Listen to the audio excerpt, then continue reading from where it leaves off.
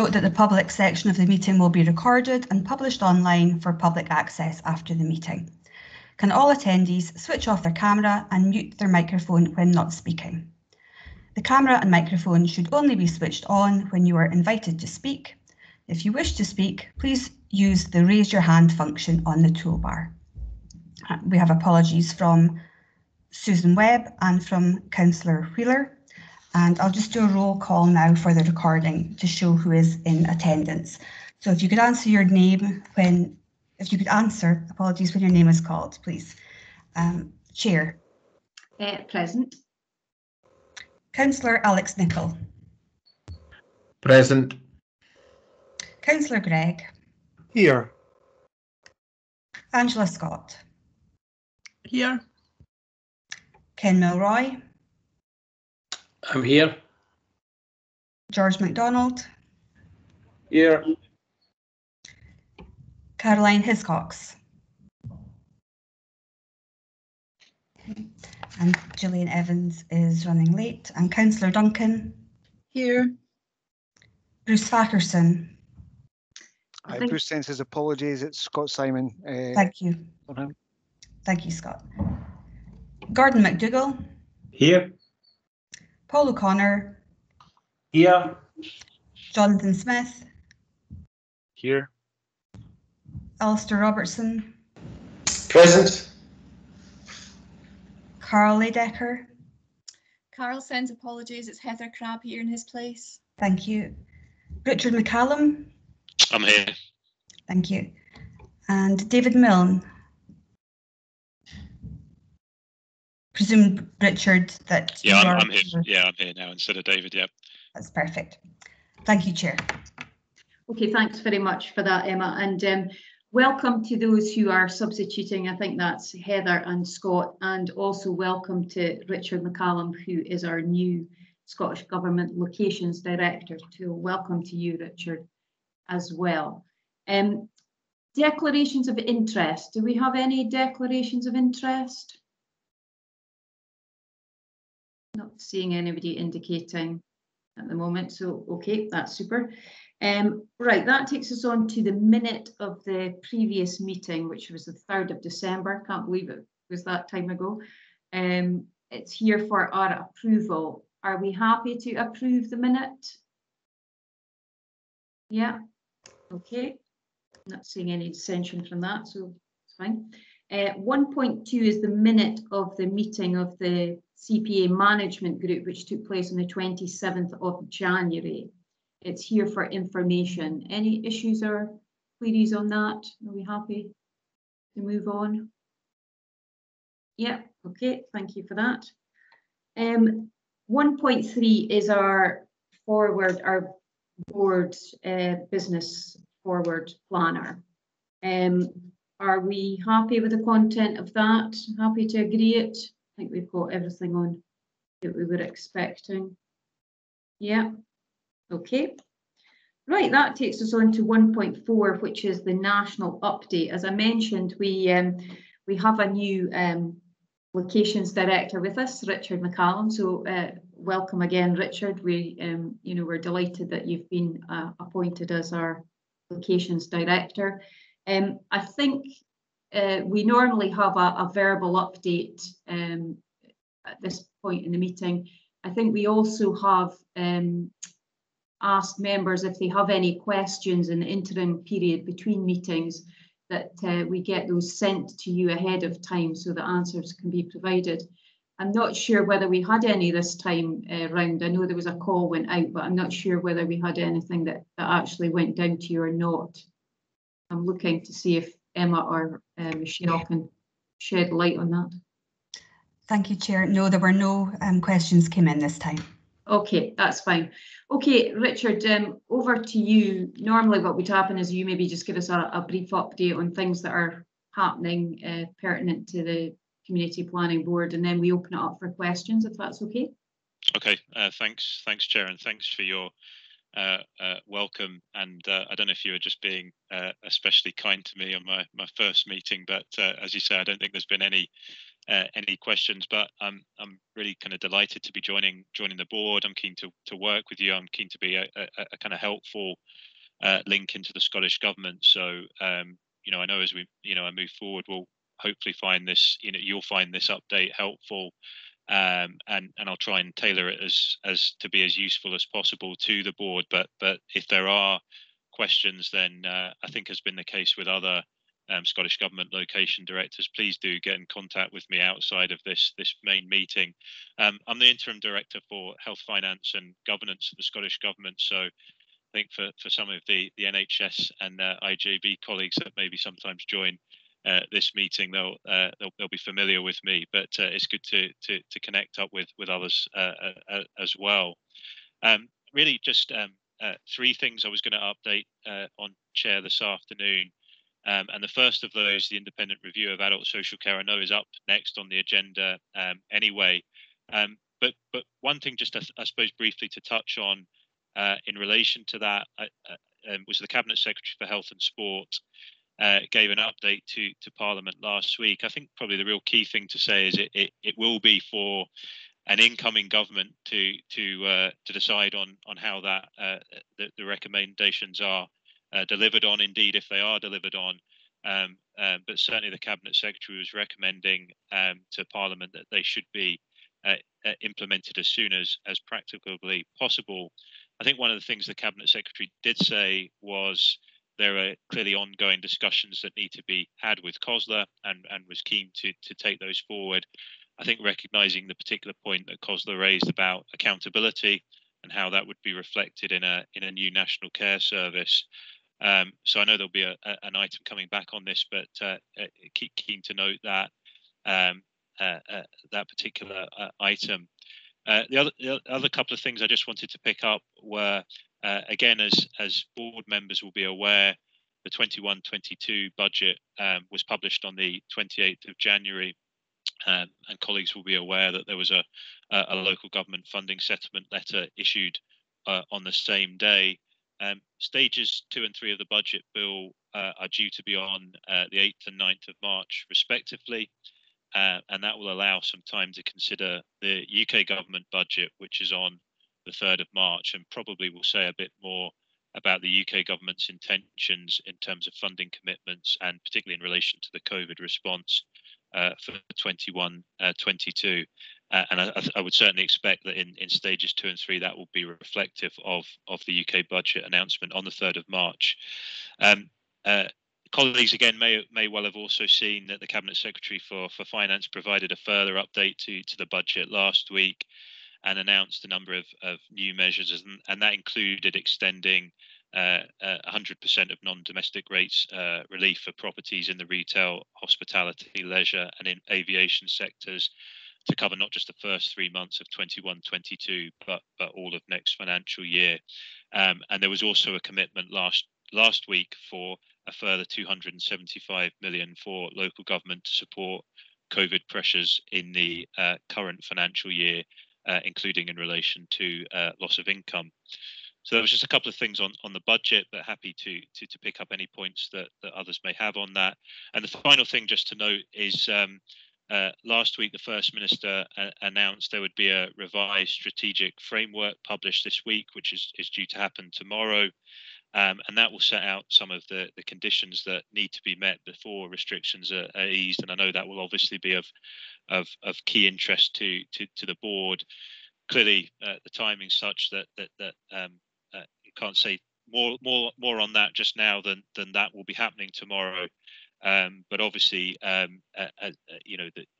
will be critical. The First Minister set out that a cautious approach will be taken as we look to return to some form of normality, and again, just the importance of the trade-offs that will be needed to do that. But as I say, that will be something that we will want to think about moving forward. The final thing I was just going to say was I think the next board meeting falls during the PERDA period, the kind of pre-election period in the run-up to the May elections. the Parliament will continue to sit up and unusually up until the elections, but really government business will only be taken forward on an urgent basis in relation to the COVID response. So it was really just to make colleagues aware of that. But that was all from me, Chair. Thanks for that. Okay, thank you very much for that, Richard. I think that's helpful. I am conscious that we've got, as you mentioned, an item on the agenda around that independent review of adult social care in Scotland. So, you know, if we were to maybe get some questions around that, we might be better just to take that at that item. But I can open up for questions now from members on either what they've heard from Richard just now, or if there is anything else that you wish to raise at this juncture in the meeting. Let's see if there's any hands. Not seeing anybody indicating. Hoping that the function is working on my system and I'm just not seeing them, but I take it from that we haven't got anything. So it's obviously you're getting an easy ride, Richard, as you mentioned there in your opening meeting, so that we make sure that you come back to us next time round.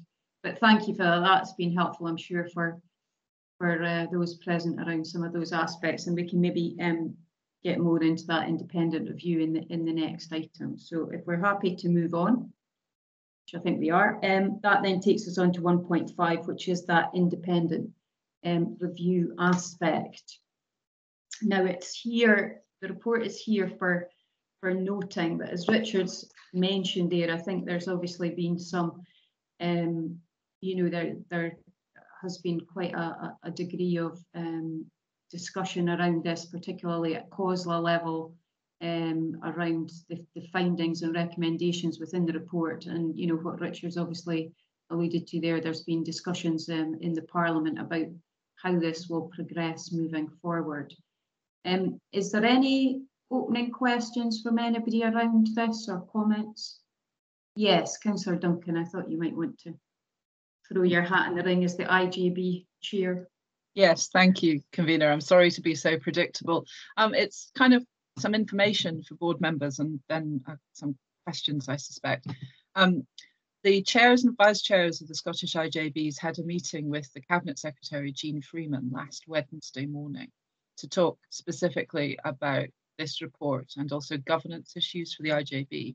And there are some significant proposals in the independent review report about structures and accountabilities for integrated health and social care.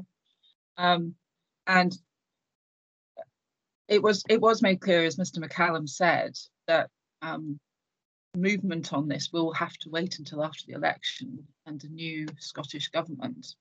But the Cabinet Secretary did say that we should use the time until the 14th of May to work out what we want and what the key questions are about the report. And that strikes me as actually a very good steer, that we shouldn't wait until a new government is in place before we make representations, either as partners, as our individual organisations, or as a community planning board about what we think on this. And to that end, the chairs and vice chairs of the three Grampian IJBs, Aberdeenshire, ourselves, and Murray, are meeting. We have regular meetings with the chief officers in the North East Partnership Steering Group, and we are meeting on Friday, and the Feely report and some of the commentary and reaction to that is on our agenda. I'm very conscious that the partners in this are coming at it from very different perspectives, and they both see different threats and opportunities in the Feely report. And it might be one of those situations where coming to one single agreed position that everybody is perfectly happy with is impossible. But I'm pretty sure there's some really good stuff from my perspective in this report. I mean, taking a human rights-based approach, putting the person that needs services right at the centre of it. I particularly welcomed the very strong recommendations on workforce and fair work, and valuing and improving the status of everybody who works in social care. But I'm not so convinced that we need a national integration joint board and to take away local democratic accountability for it. And I think it's only fair that I put that on record as the chair. I would like us to explore an opportunity to perhaps come to a response before the new Scottish government comes in, from Aberdeen City. I think that would be a very helpful discussion to have if there was a way of facilitating that. Thank you. Thanks very much, Councillor Duncan. You know, you've brought forward a number of very valid points there. So I think we'll open it up to a bit of a wider discussion, and then we'll see where we go from there. So I do have Ken Mulroy's got his hand up, so maybe bring in Ken now. Thanks, Chair. I guess it just picks up on what Sarah was saying in relation to fair work, and just in terms of workforce training, and to involve the college as appropriate in how to shape or reshape training provision for workforce, whether it's people moving into the workforce or it's CPD while folk are employed. But early involvement would be really helpful, and we'd be willing to obviously contribute. Thanks. Okay, thanks for that, Ken. Any other comments on this? Yes, Councillor Gregg, you've been here. Thanks, Chair. Just very briefly, I'm very much in support of what Councillor Duncan is proposing. I think that's very sensible and reasonable, and ensures that we have a locally focused forum that's addressing needs of our communities, and highlighting the issues that we consider to be important locally. So I'm very much in support of what Councillor Duncan is saying. Thanks. Okay, thanks for that, Councillor Gregg. Not seeing anybody else's hands up currently. I mean, I have to say that I agree with you know, what I've heard so far today, because there are lots of really good things within the report that I think we would want to be supportive of, as Councillor Duncan's mentioned there, that empowering people and the valuing the workforce and the human rights approach are all principles I think that I certainly would want to you know, be promoting and making sure that we were you know, supporting that within it. I also totally agree with you know, the report when it says that the lived experience of those who rely on social care should be embedded within the system, and that social care should move to a more person-centred approach. And I think, you know, I think the vast majority of us hopefully would agree that those are things that we would want to see coming forward from, you know, the care that we're providing. However, I do share Councillor Duncan's concerns around that governance and accountability aspect. And I think, you know, when we heard from Mr McCallum there at the beginning, that's obviously the area where there has been some lobbying already being done through COSLA from a local government perspective. Because I think the issue that we have when you look within the recommendations is that it would be removing that local accountability. And I think that's very important that we protect that if we can. I think Councillor Duncan's obviously mentioned there with her IGB hat on around, you know, that she obviously has good experience of what happens on the ground locally. And I think we have very good relations between NHS and local government around this space in the city. I'm not sure that that's reflected elsewhere in Scotland, and I think that may be, you know, colouring some of the recommendations that are coming through. But I think we should be making sure that we are protecting that local accountability as much as we can. I think the recommendation appears to me to bring in a degree of centralisation that would be detrimental to that local delivery. And I think that, you know, we need to be making sure that we're putting on account the concerns that we have around that. So I mentioned at the beginning, hi Joanne, welcome. I mentioned at the beginning that the report was here just for noting, but I think from what we've heard from Councillor Duncan, it's maybe important that we look as a community planning partnership to see if it's possible for us to shape up a response to this, to at least, you know, put our views forward before the election around, you know, what we feel the way forward would be. I don't know how others feel about that. Not seeing anybody indicating. Yeah. Agreed. And did you want to come back on that? Or? Oh. Chair, I was just going to Yes. say it would be, I'd be interested in Paul's view in terms of third sector response to this, and that given the key role that third sector organisations have in delivering of these services. So it would be helpful that there's that perspective that's brought into any local response. Thanks. Okay, thanks. Yes, Paul's got his hand up. You want to come in, Paul, on that? Thanks, Chair. Ken, I've got a meeting today at 4 after this with Maggie, so I'll have that conversation and then revert back to you, if that's okay. Okay, thanks. Cheers.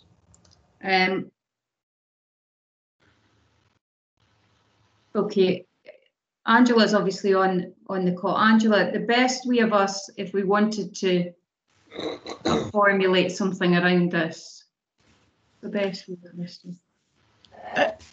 Happy if board members are content that we put a starter for 10 in terms of implications from a CPP perspective. I mean, I think Councillor Duncan obviously described that the IGB chairs will describe the implications from an IGB.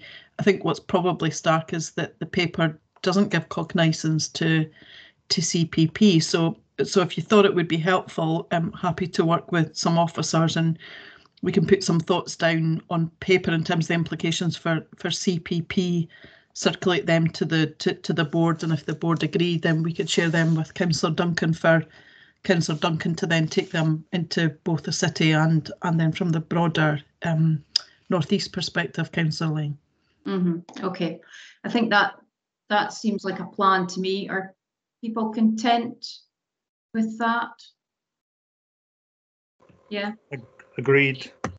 Yeah. Okay, I'm not seeing anybody disagreeing with that, so perhaps we'll work on that basis and take it forward in that way. Okay. Sorry to interrupt. It's Alec Nicol. Yes. I'm showing Paul's hand. I know when there's a lot of us on, it's sometimes difficult. It was just in case he was wanting to say something or if it was a legacy. Okay. Yeah, I did see that. I was trying to work out PM to begin with, but I think it was a legacy hand, so I think it's gone down, but that's helpful. Thank you. Okay. Right, on that basis, are we happy to move forward with that proposal and then it'll come back? Yes? Yeah. Okay, super. Right, that then takes us on to item 1.6, which is if not now, when, which is the Social Renewal Advisory Board report. Okay. I think is it Alison Swanson and Martin Murchie that are report authors around this one? Yeah. Do you want to say anything, Mr. Murchie, around that? Are you happy just open? Excuse me, I don't have anything specific to add. It's just similar in process terms to the last item. So we're putting it to the board for information. At this stage, there's obviously conversations and work to be done at a national level around how that gets taken forward.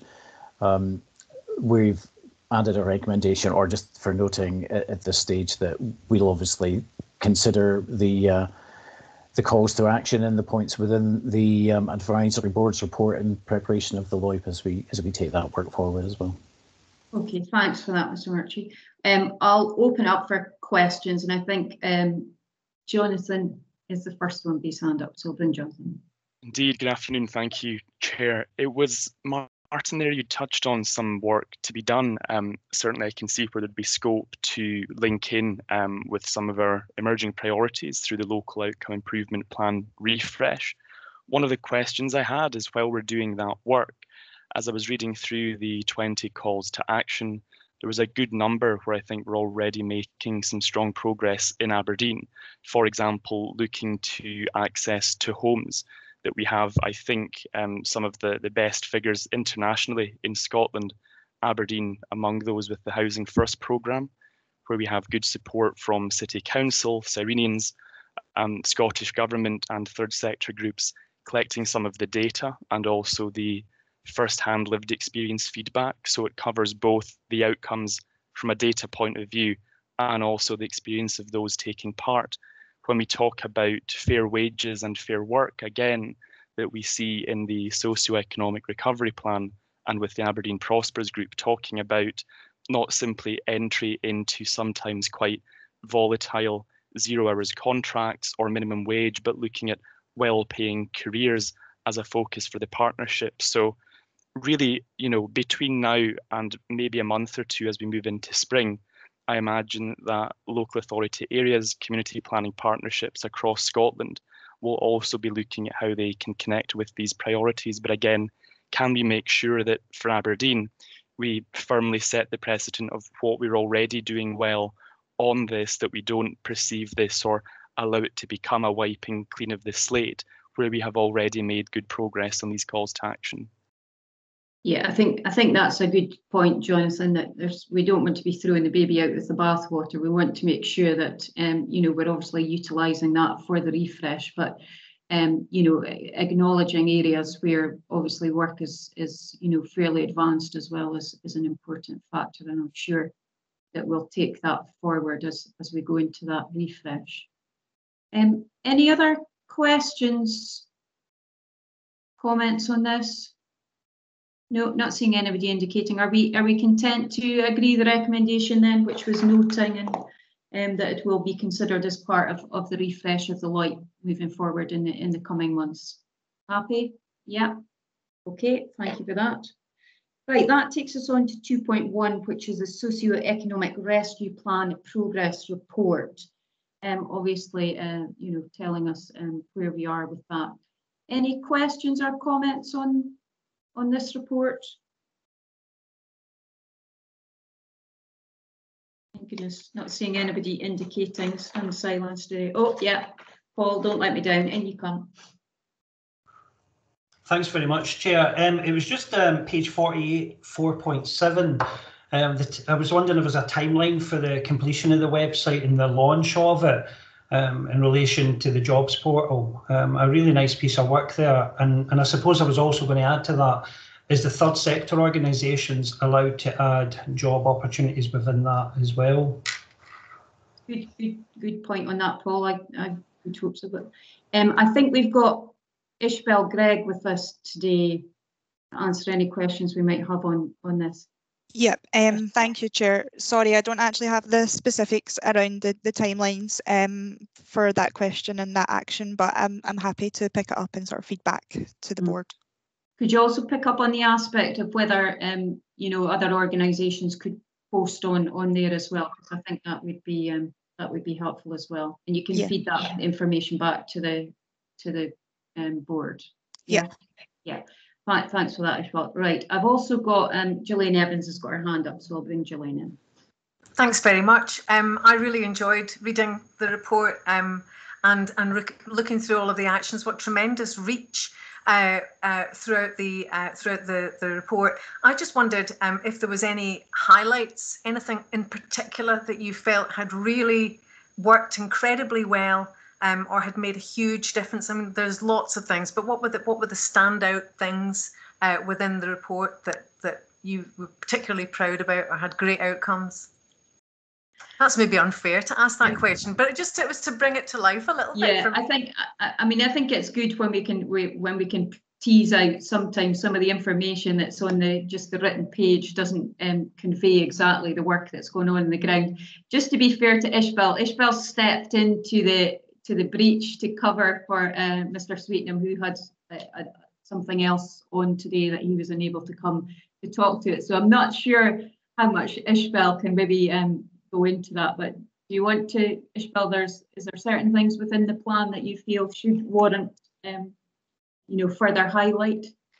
I think in general, just the way that the plan worked, the group came together so quickly, and the sort of different organisations that were part of the implementation group, quite a few of them are already community planning partners, but there were a few others from industry that we got involved. And that was really useful just to sort of have those monthly meetings, having that oversight of the plan in general. So it was sort of good to have all those people around the table.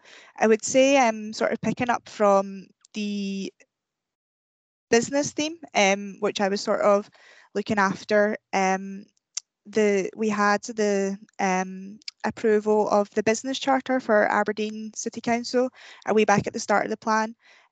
So yeah, that was great to get that approved. And then some of the like shop visit, eat local schemes that have been going on, they worked really well throughout Christmas. A lot of them have had to stop now just because of the sort of way we are with the pandemic, but that was good to have the different organisations working together on those as well. Okay, thanks, Phil, that's helpful. You happy with that, Julian? Thank you. I didn't mean to put you on the spot, but that was a really nice answer. Thank you. Okay, thanks. Any other questions or comments on this? Not seeing anybody indicating. Are we happy to agree the recommendations as they appear on page 34, I think it is? Noting the progress and approving the next steps. Are we happy to do that? Yep. Yeah. Okay, thank you, and thank you, Ishbel, for that input. Appreciated. Okay, that takes us on to 2.2, which is the locality recovery plans, the progress reports. I think we've got Derek McGowan here to answer any questions members might have. Yeah, there he is. Mr. McGowan, do you want to say anything, or will I just open it up for questions? Thanks, Chair. I think the report speaks for itself in terms of the volume and quality of work that's been done. And the report shows the majority of the actions are at green status, which means they're happening and progress is being made, but happy to take any questions. Okay, thanks for that. Any questions on the locality recovery plans? Yes, I'll bring in Jonathan first. Thank you. A similar question to the report before. I think Ishbel had mentioned there being some private sector investment, which I think will be helpful with the sustainability of where progress has been made. But at a locality level, where there has been a real step change in some of the ways of working, or those who've engaged with the projects, I know it's spoken to a little bit in the paper, but I wanted to raise at the board, has there been any identified need for where that success, in order to become sustainable, in order to last in the way that it's working now, might need either resource support or involvement from other partners and stakeholders? Again, I think a real strong piece of work in achieving what has been, especially during the circumstances and the challenges that we're facing, but making sure, if needed, we've got a bit of thought now about how we keep that success, how we embed it, how it becomes new best practice and becomes everyday way of working, rather than perhaps a risk of once our attention goes back to business as usual, will we see progress that has been made fall away? What do we need to get right to make sure that doesn't happen? Okay. Yeah. Thanks, Jonathan. Thanks, Jonathan. Yeah, as the report says, that this work will be taken forward and will be part of the refresh of the LOIP. So any lessons that we're learning at the moment, anything that we're understanding of that resource will be taken into account. I think what you see before you is a good record of partnership working at the locality level, and I think that's what you're highlighting there, and certainly good efforts at a local level with that partnership, partners being involved. I mean, you mentioned private as well. I think there's an element of that in there. Paul Titler may be able to, who's on the call as well, may be able to speak to an element of that. But I think overall we're working hard at that local level with a refresh in the LOIP and, for example, the Social Renewal Advisory Board as well. And there's opportunity, Jonathan, to make sure that we capture the lessons and plan for the future together. If I could just add, sorry, to what Derek was saying, in terms of the private sector involvement, some of the partners have been working closely with the private sector in the localities where some of the COVID impacts have been felt. But as Derek says, the work to capture that learning, Jonathan, is being taken forward through the ongoing work now with the refresh of the locality plans and the LOIP. Okay, thanks for that, Paul. That's helpful. You happy with that, Jonathan? Yeah, that's really helpful. I imagine most of what you've spoken to is there, but just wanted to take an opportunity here at the board that we have that on our collective agenda, that we support this way of working moving ahead as well. So well done and thank you. Thanks, Jonathan. Good point, well made as always. George McDonald, you're next. Your hand up. Thanks, Chair. It was just an observation. I'm not sure if it's the sort of public knowledge in relation to the funding allocations through the Fairer Aberdeen Fund. I know that a number of the strands that are featured within the recovery plan have been supported at a community level, so I think that just shows the read across between the allocation of the funds and the needs and demands at a local level. So I think that's a really positive factor in terms of there's so many strands on that on the outline here that are actually being supported through that. So good, just as a statement as opposed to a question. No, I think it's a point well made there, George, about just the support that is coming from various places. And as you mentioned there, the Fairer Aberdeen Board, have also, issued just recently the hardship funding and things, and the different projects that are taking place on the ground, and a number of them coming from the regen areas. So yeah, it's all joining up, which is good news. And it's important that we take that into the refresh and make sure that partnership and collaboration continues moving forward once we finalise the new priorities, hopefully in the summertime. Okay, any other questions on this? Not seeing anybody indicating. Again, are we happy just to note the progress against the locality recovery plans which we're being asked to do? Yeah. Okay, thank you. Thank you, Mr. McGowan. That takes us on to 2.3, which is the local outcome improvement refresh update, and the population needs assessment that has been done to help us in our deliberations around that refresh. Mr. Murchie, I think you're here to answer any questions, I think. Yeah, I am just a couple of words of introduction as well. So the population needs assessment, I think this is probably the third formal document that we've produced like this, and it's clearly a large document, and there's an awful lot in it.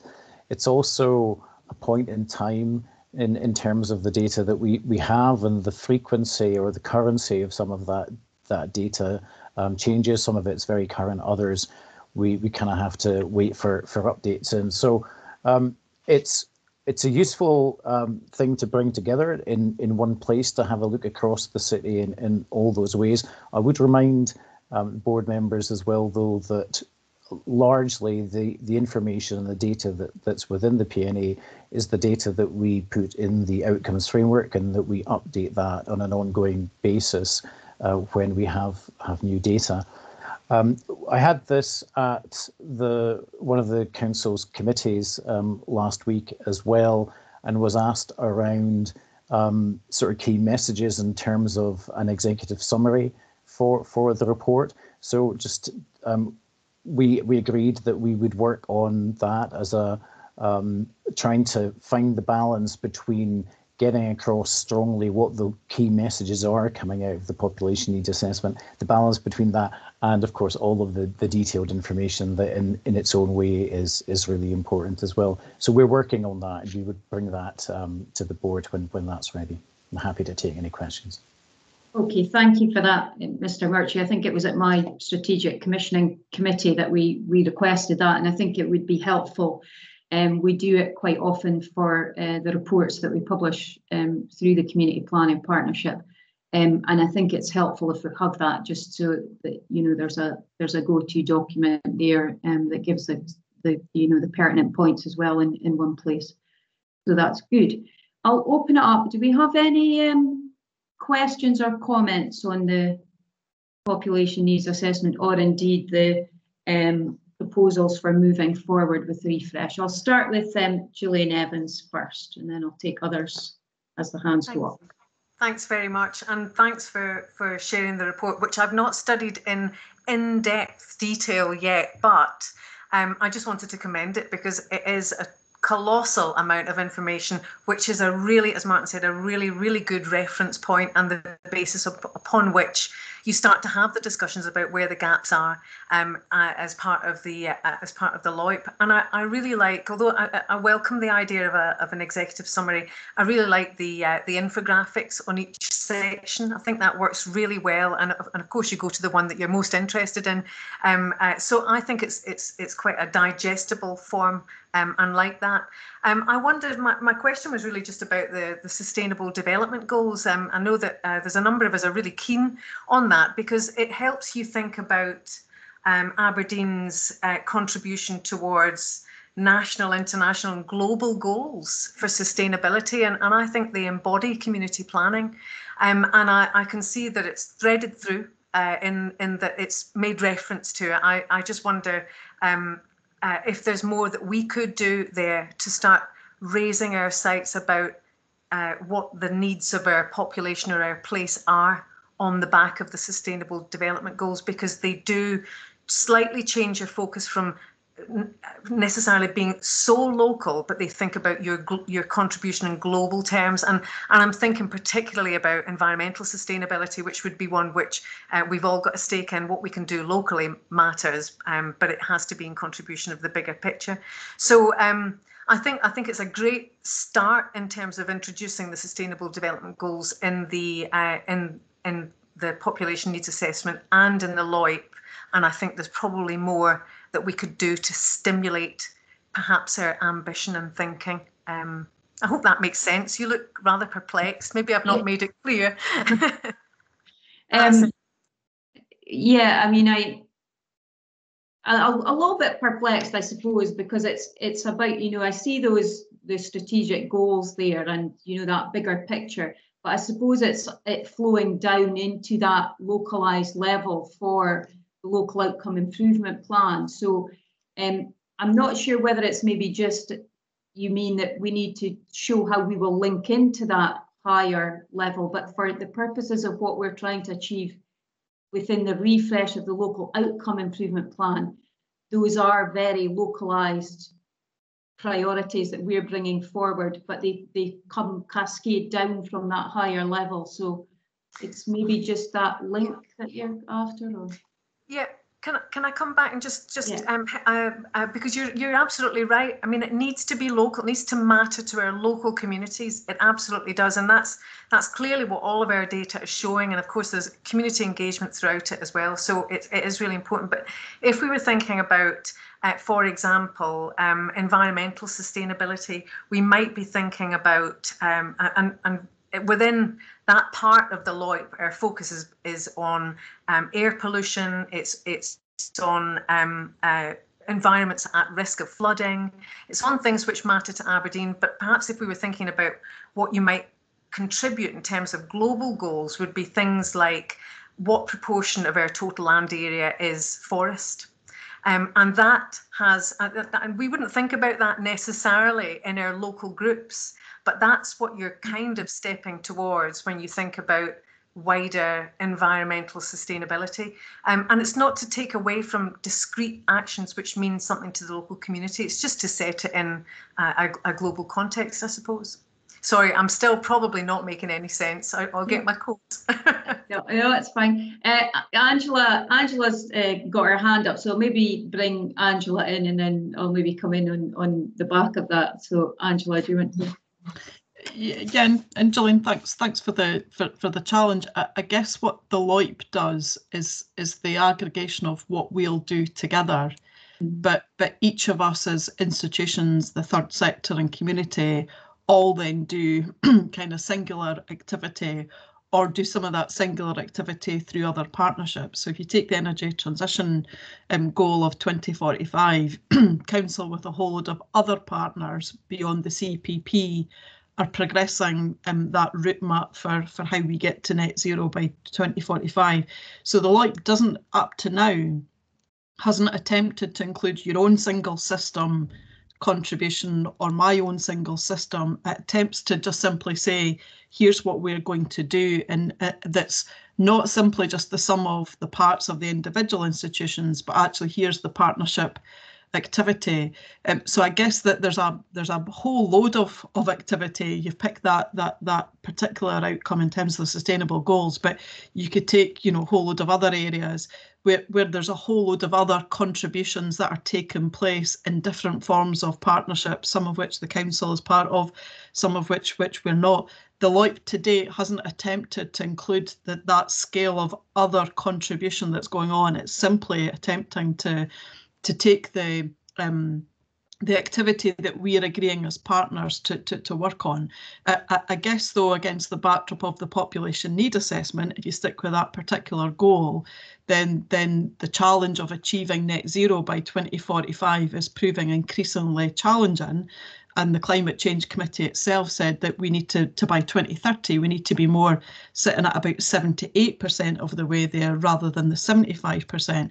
So I think what colleagues will do through the population need assessment is that we'll have to understand what that contribution else is elsewhere, and whether there is a further gap that needs to be met through this CPP partnership. But this LOIP, Gillian, can never summarise the sum of all that other contribution work that takes place.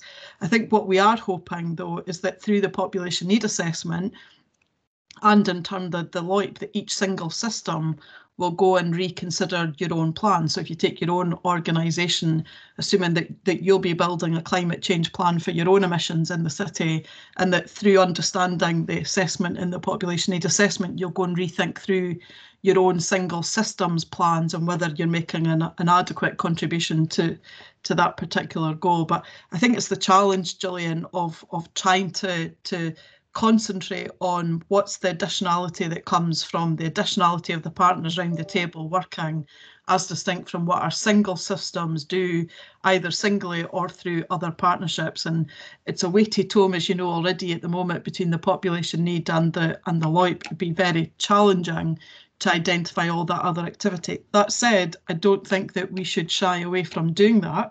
I think it is incumbent upon all single systems to start to show the alignment to the LOIP and the contribution that we are making.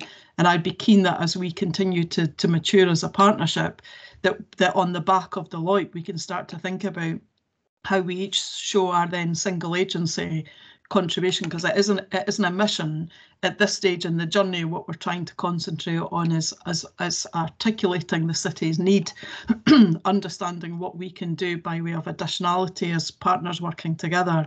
I think once we get over the bulk of that, then I think the next stage would be to then say, how do we demonstrate each single system's contribution to those outcomes? That's predicated that in your own single system, you've aligned your own single system plans to the outcomes. And of course, for NHS Grampian, you've got 3 CPPs in your area, same for police and for fire colleagues. So I think it's a good challenge. I think that's a work in progress that we would have to work on. But I think given the portal that we've been building, actually I think it should be relatively a straightforward task to do that. It's just whether we can have a line of sight, if you take your own institutions planned, whether there's a sufficient kind of golden thread from your own plans into LOIP. But happy to take that on board as we go through this journey on refreshing the LOIP Councillor Ling, if that'd be helpful. Mm-hmm. Yeah, I think that would. I don't know, Gillian, do you want to come back on that? I've got a few other hands up now, but do you want to come back on what Angela mentioned? As Angela said, I think it's an ongoing, it's an iterative thing. I'm completely bought into the collective approach, and that's what I want. It just feels to me as if there's other challenges from the Sustainable Development Goals that maybe we think of in our own group, and which we can do collectively to benefit the City of Aberdeen. But no, really, really helpful response. Thanks very much. I suppose it underlines the importance, because one of the recommendations we do have is about taking it back into our own organisations as well, and seeing how it threads into our own single systems. And as Angela's pointed out there, I mean, it's pertinent you raise the environmental aspects and that energy transition piece. because as a council, we've got a lot of work going on in different partnerships and things around that energy transition aspect that's maybe not necessarily directly reflected in the LOIP, as we're looking at that. But that work is ongoing. So the point you've made is pertinent, and that the importance, I suppose, of going into our own organisations and making sure that what we're doing is reflecting through in the different avenues and areas as well. So I'll bring in Jonathan first, and then I think George has got his hand up as well. I'll bring Jonathan in first. Thank you. Just to echo again, I think a fantastic piece of work here. I'm really glad to see some of the points we've picked up on at recent board meetings about making what can be very complex data and information as accessible and visual as possible. I think that will go a long way to enabling and encouraging communities in particular to engage with what's here. A question I had towards that was, I fully appreciating, or at least as close as I can, without having been a member of the team, but for Martin, data intelligence colleagues, others across the piece in our partnership organisations, when we now have the data observatory in place, we have pieces of work like this. I wondered if there were any actions or ways of working as a partnership that would better enable more consistent frequency of this kind of information coming through, so that building on this really thorough in-depth piece of work, that we don't have either a time lag or a big resource ask that any future refreshes, it may not need at that time full review and research of what's there, but towards keeping that data live. I know we covered at the last board meeting that highlighting how we store it well, highlighting sometimes the anonymity of experiences shared, of data collected, might incentivize some colleagues and those in the community to more readily share what they have to offer. But again, just to highlight at this stage, really a bit of horizon scanning, that as we move closer towards that quicker turnover of consultation, a key element of that will be partners and communities accessing data closer to as live as it can be. And again, is there anything we can do to help facilitate that landscape as we move ahead? Mr. Murchie, you want to come in on that? Yeah, thanks, Chair, and thanks, Jonathan. Those are really helpful comments, and I've got a couple of answers to that. The first one is, if board members kind of remember back to the current LOIP that we've got. There's a section in it which talks about shared intelligence locally, and we've made some progress in that, and I think COVID has accelerated some of that as well. But I also think that the refresh is an opportunity for us to spend a bit of more thinking time around locally how we organise not just the data flows of where we get the data and where it's stored, but our collective intelligence in terms of what that means and how that supports the work of the OIGs and the project groups that take forward the improvement. So I certainly had it in mind that I would be working with colleagues, including Gillian, to do a bit of that thinking as we go into the refresh of the LOIP as well. So that's locally. Nationally, it's a really hot topic at the minute as well, around where we get data from, how it's collected, how it can be shared, the frequency of it. And honestly, I think Scotland's been catching up a little bit with some other parts of the world in terms of that data flow. Some of it seems to still take longer than you would expect it. But again, there's been an acceleration through the pandemic that we've had in kind of sharpening up some of that.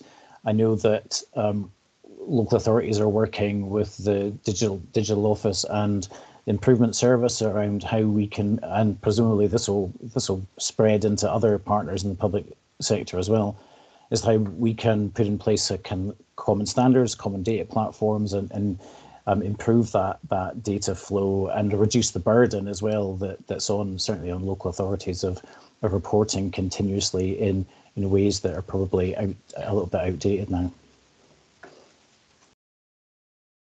Okay, thank you for that. Hopefully that's addressed the issues that you've raised there, Jonathan. I'll bring George in next. Thanks, Chair. It was just to kind of build on the points that Angela made round about the challenge across the partnership. And we talk often about the golden threads that go through our respective organisations, and they need to be collective, almost a spider's web across the partnership, leading back to the LOIPs, leading into or out of the LOIPs, and not in isolation. And as has been commented on previously, the police, we are now on our second 3-year plan, which has been built on the LOIPs for 3 local authority areas, not just Aberdeen, but 3 local authority areas, plus the national threat, risk and harm for Police Scotland, plus the local threat, risk and harm for Police Scotland through 2 separate iterations of strategic assessments. So it is complex, it is difficult, but it can be done. And I think there's going forward as a partnership, I think there's a real opportunity for us to have those honest conversations when we're at the stage of planning and looking at our yearly or 3-5-year plans to make sure that the alignment is appropriate. And I think there's an opportunity for us to learn from each other in terms of that experience. None of us are perfect, and there's always opportunities to improve and do things better. But I think as a partnership, that's one area that we really need to focus on. Martin's also touched on my final point about the data. I think COVID has given everybody a really good shake, there's a technical term there, and we are sharing information more freely across the partnership, which has given us so much better insight in relation to the challenges, and we need to build on that. And I know there's other work ongoing we'll touch on later in the agenda around about the data sharing, but there are some really good opportunities for us to build on this, and we are really at I personally think a little bit of a junction in the road in terms of where we progress and proceed with this, both with our priorities and our data sharing. Okay, thank you for that, George. Paul, I'll bring you in next. Thanks very much, Chair. Martin, I actually really enjoyed reading that report. Fantastic piece of work. I'll be honest, tend to when that level of information comes, it's a long read, but I actually enjoyed it. And how striking is it, the socio-economic differences between the wealthy areas and the regen areas of the city.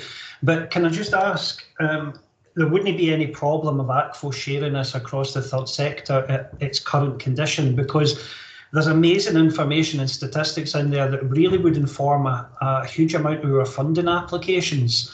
The evidence is there, it's done for us, and especially as the third sector has to diversify. We have to look at ways of meeting the different needs in our communities. So is it okay if ACFO gets that sent far and wide to help these organisations? Yeah, absolutely. No reason not to do that. And also, I would encourage you to share the Outcomes Framework website as well, which has got that most current up-to-date information. Also, Chair, I've spoken 3 times now on this and haven't acknowledged and thanked my own team as well as colleagues from partners who have provided information and their intelligence to it. So that was completely remiss of me. Better late than never, Martin. No, but it's right. I think sometimes we're a bit dismissive of the amount of work that goes in behind the scenes in order to pull that information together. I think we've known for a long time that we're data rich within our the partnership and the different organisations, but actually pulling that information together to come up with the population needs assessment, is quite a feat. There's a couple of things maybe on the back of some of the comments that we've heard from members today. First one there, I think Paul's point about making sure that we cascade the information as widely as possible so people can not just have the data, but actually look at this, the issues that we have within the city and what our reaction to that will be. I noticed from the minute of the management group meeting that there was a recommendation, I think, or perhaps to recommend to the board that we might ask our new locality director to take the population needs assessment, into Scottish Government and Public Health Scotland as well, just to let them have a look at what the findings of that are. We'll obviously bring forward the local outcome improvement plan refresh, which will give what our priorities will be as a result of that. But I noticed that there was a recommendation around that. Angela, are you looking for the board to ask that, or? Just to support that, I think, Councillor Lang, I think that Public Health Scotland has now a kind of further reach in terms of its data and insight, and in particular in terms of its access to research across the UK and bigger in terms of the kind of change, tests of change that we could be doing. So we'd be keen to be able to share not only the population need assessment, but the existing LOIP and then the refresh LOIP, and invite colleagues in Public Health Scotland to support that in whatever way that they can on the journey that we've got ahead. And equally, if Richard, again, more than happy if Richard wants to take the population need assessment, the executive summary into government colleagues who, again, have to understand the nuances in different places. I think it would give government colleagues a really good insight into the dynamics in Aberdeen. So just in the way that Paul said, just trying to get this out there as much as we possibly can, but keen in particular, Council Lang, that Public Health Scotland in particular come on this next phase of the journey. The last phase, Public Health Scotland didn't exist, but we've now got the benefit of Public Health Scotland, so we should definitely look to reach out to them as much as we possibly can. Okay, thank you, Angela. That's helpful.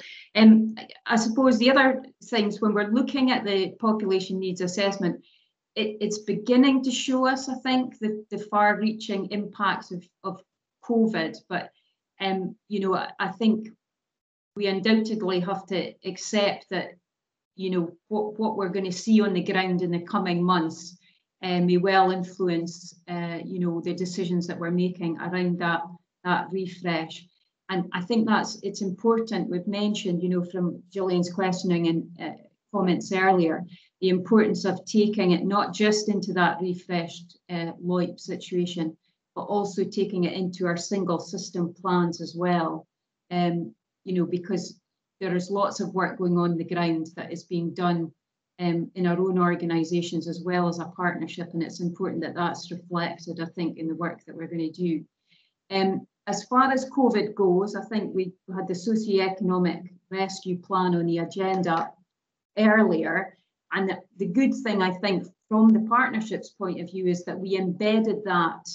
We brought forward the plan just as other places in Scotland have, but we embedded that right away in our community planning partnership framework. And I think it was important that we did that, because it meant that the reaction that we've had to date has been around what our local outcome improvement plan objectives are, and it will also help us to ensure that when we move from that rescue phase into the recovery phase, that we're able to do that through the local outcome improvement plan and the community plan in partnership.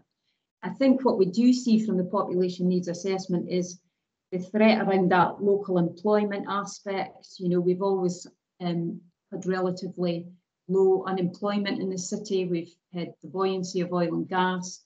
We've obviously seen a downturn in that sector, the ripple effect that was having right across our economy.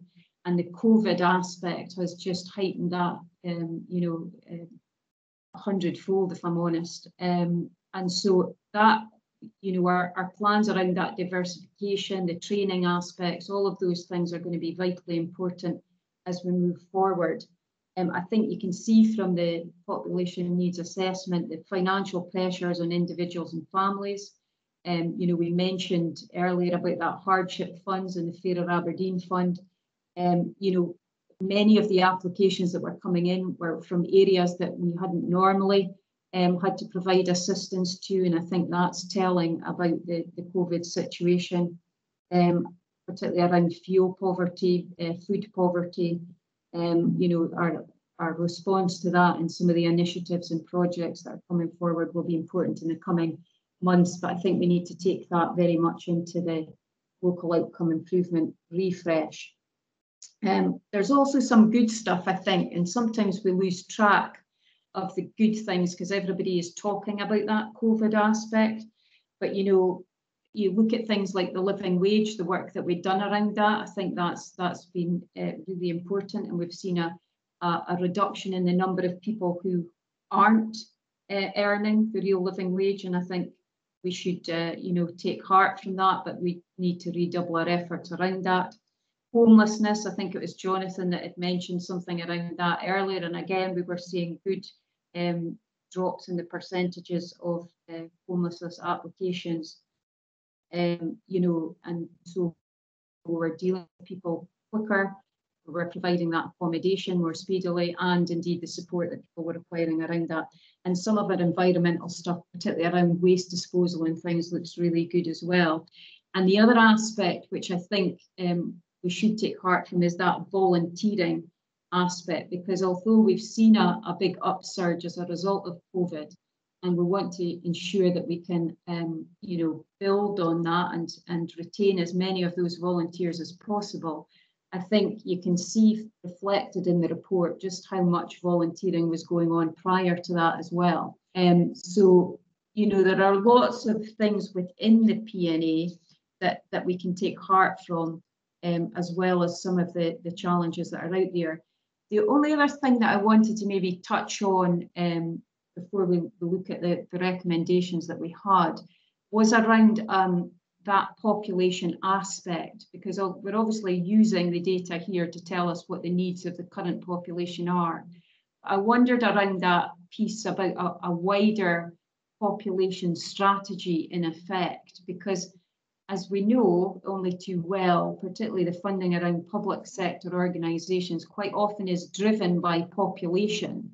And I'm wondering if there's a piece of work that we maybe should be looking at as a city around a population strategy for us moving forward, because the needs here will be different than they are in rural areas. I know that at a national level we're looking at population strategies, but it's whether we look at something to shape up a local strategy in relation to that, to make sure that we're attracting new people into the city and also retaining our young people and others moving forward. And I was wondering, Angela, you popped onto my screen, so that's helpful. You know, whether that is a piece of work that we could maybe be looking at doing through the community planning partnership, you know, perhaps through your management group in the first instance. But I'd be interested maybe in your views, and then I'll open it up to see what others think. Thank you, Councillor Lang, and I agree. I think it's an emerging issue that's coming to the fore through the population need assessment in terms of impact on the working age population of the city, and I guess what history tells us is if you start losing your young people and you don't have a growth in your in families in your area, then it starts to, you know, create a sequence of unfortunate events going forward. So I share your view. I think that the data is starting to signal some stories for Aberdeen, and of course Aberdeen's population has tended to flip, you know, to be reflected in the oil and gas cycle as well. And we've historically had a diversity that's come from hosting that global industry in the city.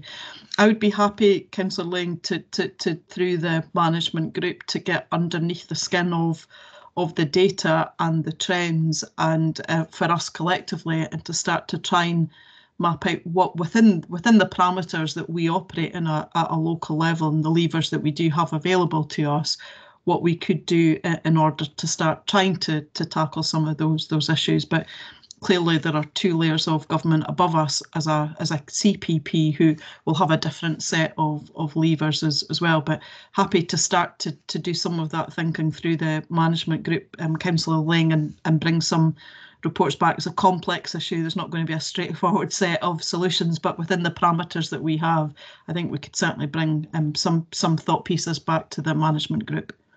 Okay, thank you.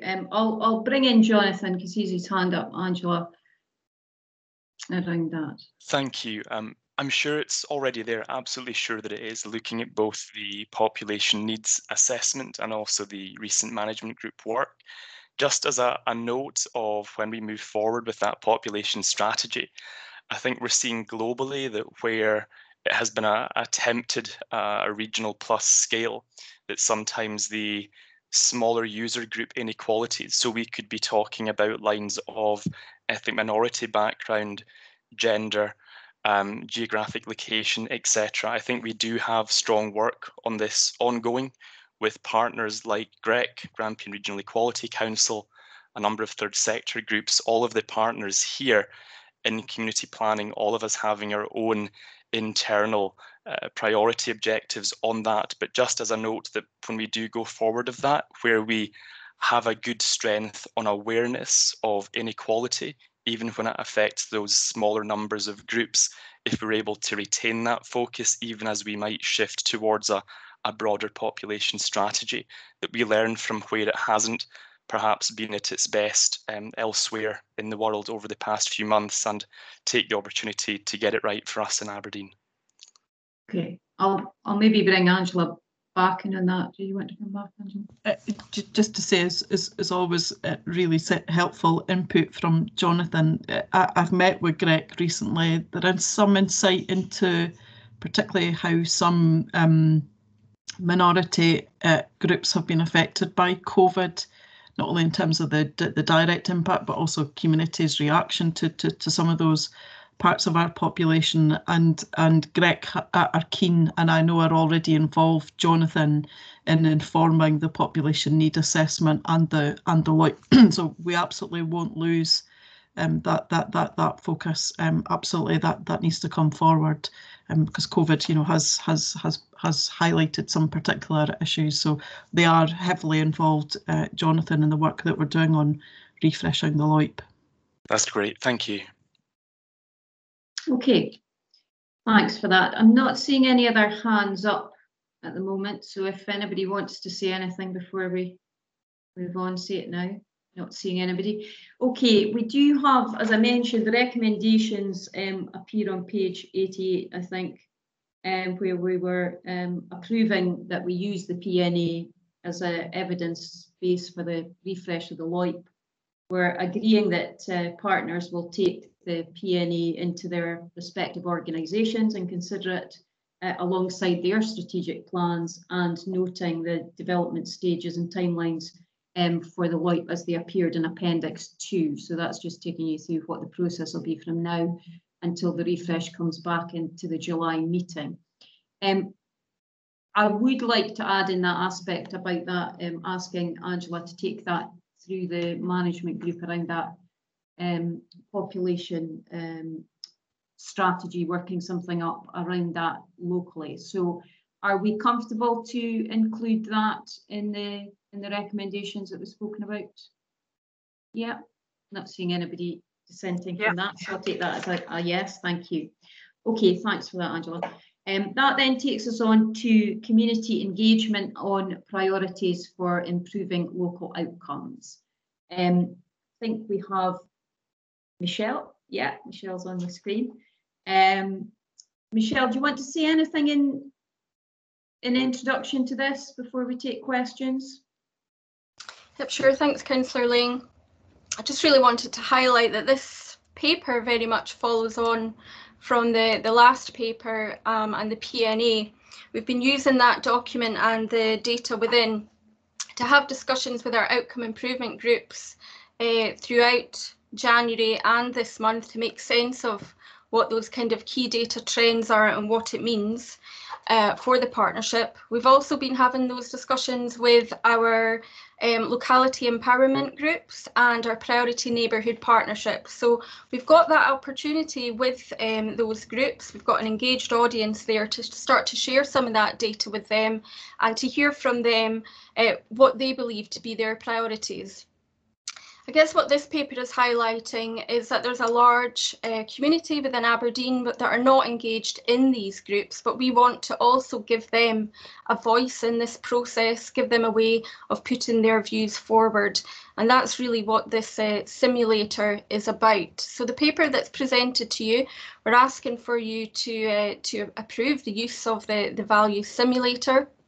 It's based on the current priorities that we are committed to in the local outcome improvement plan, but a very simplified version of that. So you can see that in the appendix. So we're transparent to you what would be launched as part of that public consultation. And it's intended to capture the kind of key outcomes we're aiming to improve together and allow members of the public to talk about their personal values and what they mean to them. So it's about their values and the personal importance. The simulator tool itself will enable anyone participating to identify any gaps that they're not seeing in the structure that we're presenting to them. So any issues that are important to them, they can flag them up, and we can also take them into account when we have the results together. The tool will allow us to do analysis by demographic and postcode. So it will give us an idea of what issues are particularly important to certain community groups across the city and certain geographical areas. So that's very important to us in taking a targeted approach in our LOIP, but also, of course, our locality plans that we're developing. So again, though, touching maybe that population that we don't have engaged in at the moment. I think that feedback that we get from this process will be very valuable in supporting any decision we make around changes in those priorities. So we know that there's some changes emerging from the outcome improvement groups, and we're hearing that from the locality empowerment groups as well. But I think when we see that with the kind of broader population data, it'll really give us something to think about if we're making proposals about maybe changing the areas of focus for our improvement work.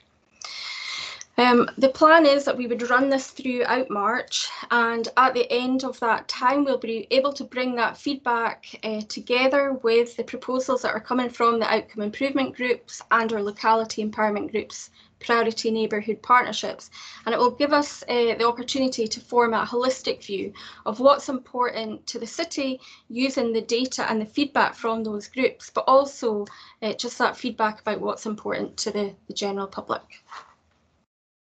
Okay, thanks very much for that, Michelle. I think that's been really helpful to have a summary in that way of exactly the direction of travel and the thinking behind it. I mean, I'm very supportive of what we're trying to do here, but I've got a few hands up, so I'll take them in and we'll maybe get a wider discussion. So I'll take in Councillor Duncan first and then George MacDonald. Thank you, and like you, convener, I'm very supportive of the principle of it. I mean, of course, we need to widen the base of people that we hear from, and it would be. So I'm interested in, if we're just doing it for a month, if we're just making the tool available for a month in March, I'm interested in what steps are going to be taken to target awareness to groups that don't usually engage with us, because I'm very conscious it's an online tool, and actually some of the people we need to hear from still aren't online or aren't comfortable using it. I might not be comfortable using the mechanism, because these online gliders are quite complicated for some people, actually. The other thing that I'm a little bit concerned about, to be honest, is that sometimes the public's priorities are not actually the priorities that need to be tackled. And the public often has a very skewed perception of things that cause harm and damage. And because they're not using certain services, they don't value them. And that's why I think it's really, really important that we do make extra effort to target groups that would never normally participate in this kind of consultation. But also that this isn't the final word on what the LOIP refreshed priorities are, because there are things that the professionals that are involved in the LOIP refresh know need to be tackled. They're the really wicked problems that we've decided need a kind of partnership approach. But I suspect if you ask Joe Public, they might think, well, why on earth are you spending money on doing that?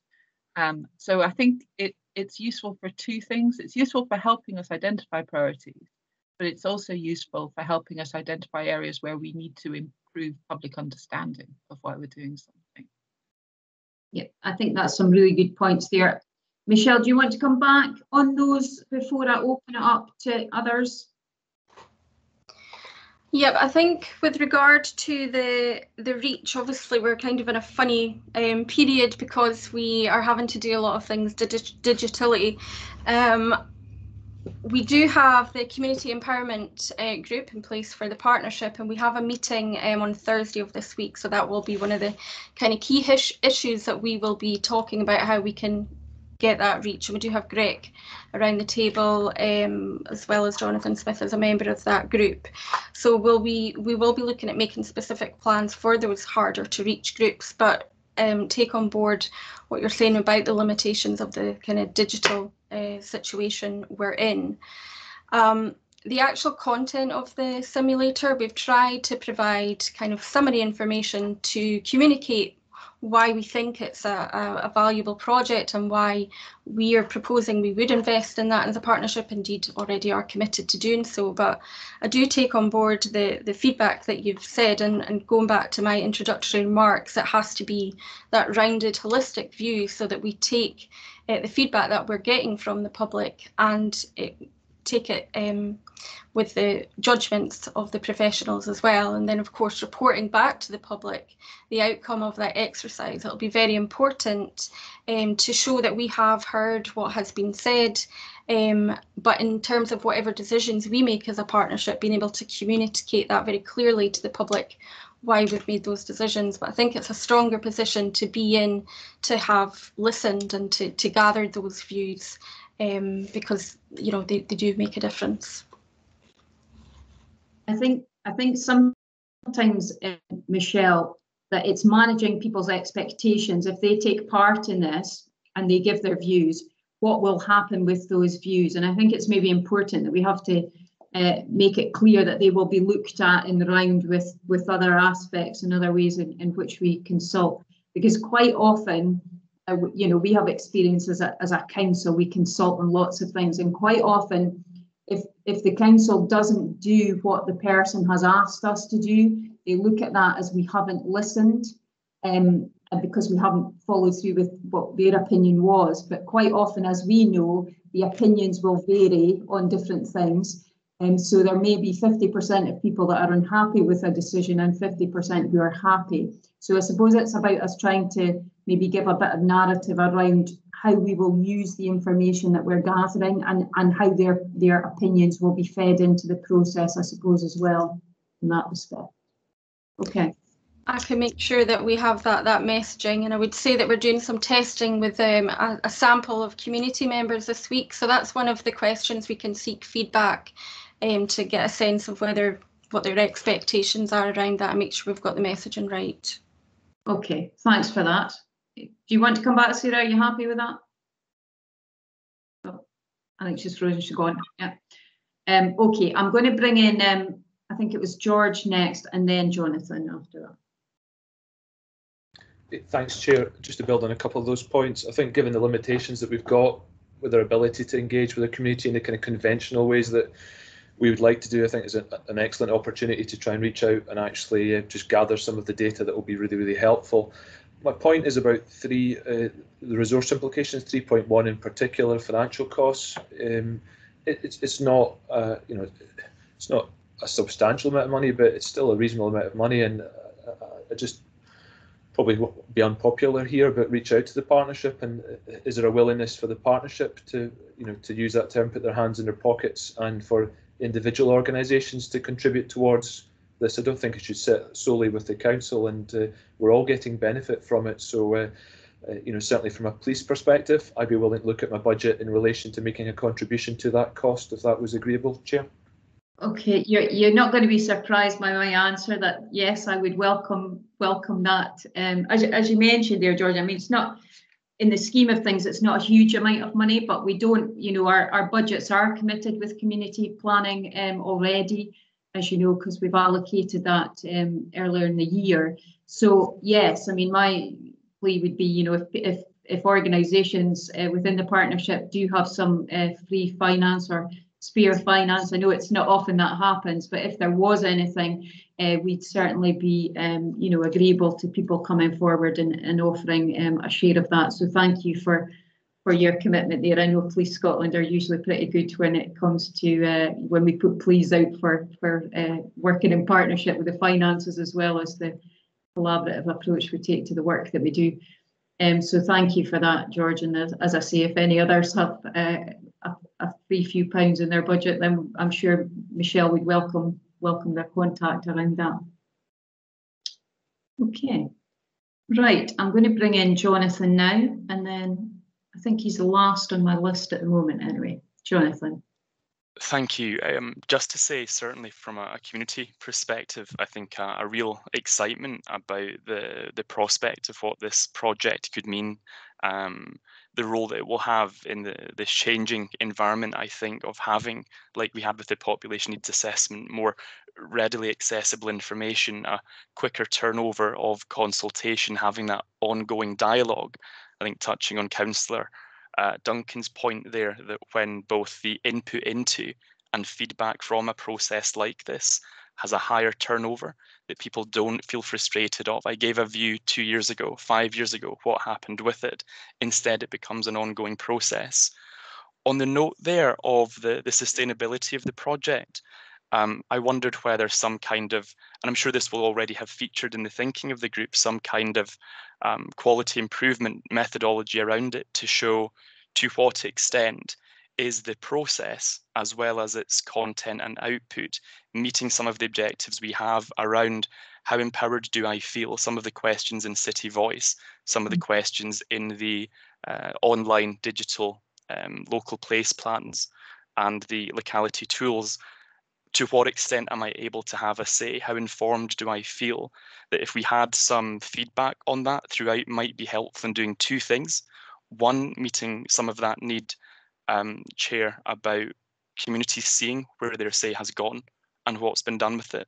And also secondly, that if we do have a resource implication, if we have the metrics and the data and the first-hand feedback to back it up, it's not simply fulfilling a community planning project.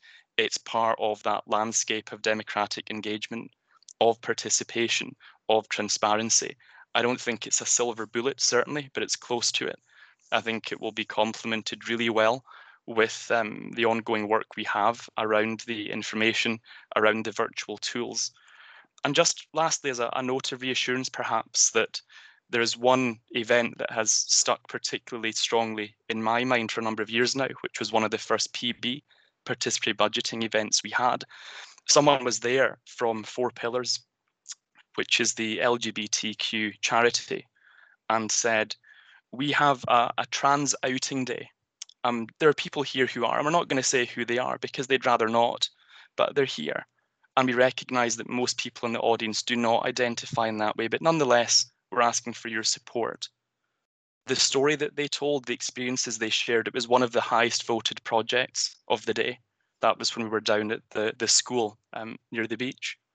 And it stuck with me since then that the worry we had, are people going to vote and make decisions and prioritise purely from a place of self-interest? The answer I got on that day was a resounding no. It was that collective benefit, particularly for less advantaged groups. But absolutely right, we need to keep up the information to show the benefit, even if it might not benefit you directly, that it does provide a benefit. And again, like with the data, very much an open door that if the Civic Forum, the Community Council, we for years have been supportive and wanting to see something like this. If we can help with that, if we can share that messaging, even if it means a difficult conversation with our communities, more than glad to play that role as needed. Okay, thank you for that, Jonathan. I appreciate that commitment. And, you know, a point's well made there. I was at that event. I think it was Hanover Street, wasn't it, that we were? And so I think that's a pertinent point to make, particularly given the earlier discussions. Michelle, did you want to come back on any of that? Are you happy with feedback from everybody? Absolutely. Just picking up on Jonathan's last point there, we are, as the Community Empowerment Group, revisiting our participation and empowerment strategy and thinking through some of those points, Jonathan, you've made about the role and remit of the group to facilitate community engagement, but also where are those areas that we would want to apply improvement methodology and use the discipline of the improvement methodology and gathering metrics to show that difference. So I think that's some of the discussions the Community Empowerment Group are having at the moment. So definitely want to be able to bring that discipline where we can make a difference. Okay, thank you for that, Michelle, and thanks to all that have contributed there. We are being asked to approve the recommendations as appeared on page 172, I think.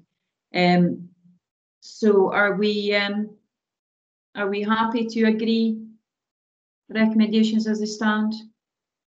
Yeah, not getting any pullback from that. So, okay, thank you for that. Appreciate that. Right, so that then takes us on to 3.1, which is the CPA Improvement Programme Dashboard, quarterly updates and appendices, I should say. Questions on 3.1? Any questions? No, I'm not seeing anybody indicating. Are we happy to agree the recommendations as they appear on page 188? Yeah. Okay, thank you for that. Takes us on to 3.2, which is a project end report. Do we have Graham Simpson with us today? Not seeing him on. Michelle, is there, anybody to speak to this, or we just? No, I don't think Graham's in the meeting today, but happy to help if there's any queries, Councillor Lang. Yeah, I'll maybe just open up then. Any questions or comments on this one?